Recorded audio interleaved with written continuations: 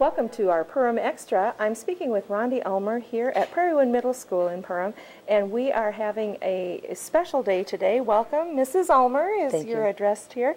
A special day here doing some water testing. Yes. Our 8th graders have been studying water quality since school started, and we've looked at some of the issues in Perham as well as other issues. And so our culminating thing has been to do a nitrate water testing clinic. Okay. And so we have Mr. Arnie Rethmeyer from the Soil and Water and Mr. Luke Stewie from the Minnesota Department of Ag. And they've got their equipment set up in the breakout area, and the kids are bringing in their water samples. And so they're bringing it in from home? Yep, home okay. or any neighbors or relatives, that kind of thing. Okay. And then those people get a free water testing. Well, our hope is that if there is water out there that is being consumed that is high in nitrates that the people don't know about, we would create that awareness. Nitrates levels need to be below 10 parts per million to be safe for drinking. And so we're hoping to make sure that all the water is clean, but if we find something that people are drinking that they are not supposed to be drinking, that we can notify them. So as an earth science teacher here at the middle school, what is your goal? What are you hoping that the kids are going to be learning from this? From this particular activity? Well, just a community awareness. Okay.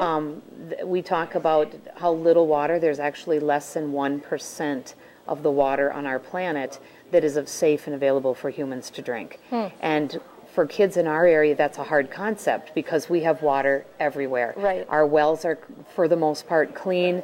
They get drinking water just out of the faucet.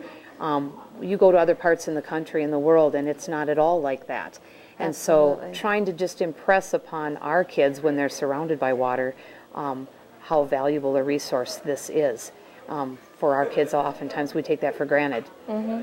Well, I imagine that the kids also get a little bit of a sense of what it might be like to work in the field of science and to be, perhaps for future career, vocational types of goals, that it might open some windows for them. Well, and it's interesting you say that because actually out where we're testing is we have 4 high school students over here today. Okay. So kids that have been through our program that are now at the high school level and have come back today to help us run the testing and help the Minnesota Department of Ag do their job.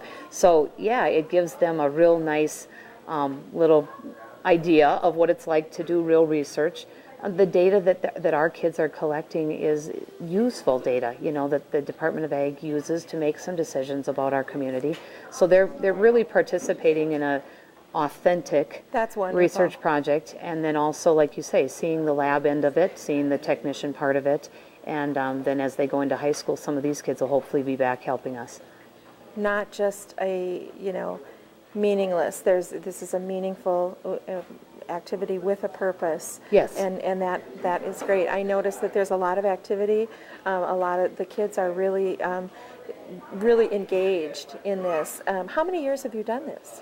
We started doing the water testing clinic with 8th graders the year that we opened this building. So it's about 14 years ago, I think. Wow. And they needed a site to do it, and I said, you can do it here, but my kids get to be a part of it. And so it's been an ongoing and it's been a constantly evolving process. But we've got it down now, and the attitudes about it have changed. When we started 14 years ago, there was a lot of kind of finger pointing and people that were uneasy about bringing data into a State Department and Yes. and that kind of thing. And nowadays, it's a lot more comfortable. There's not nearly the conflict, I guess, in the community or with the kids about it. Well, I think it's amazing how many different types of activities that the kids in the Perham School District are involved in, and this is just another example of kind of thinking outside the box, doing something outside the box, getting them exposed to more things.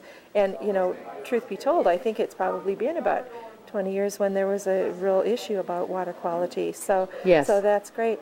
Rhonda Ulmer, thank you so much for being with us on the Perham Show and sharing a little bit with us about a day in the life of the Earth Science class here, 8th graders here at Prairie Wind Middle School. Thank you. Thanks for being with us. Thanks for tuning in.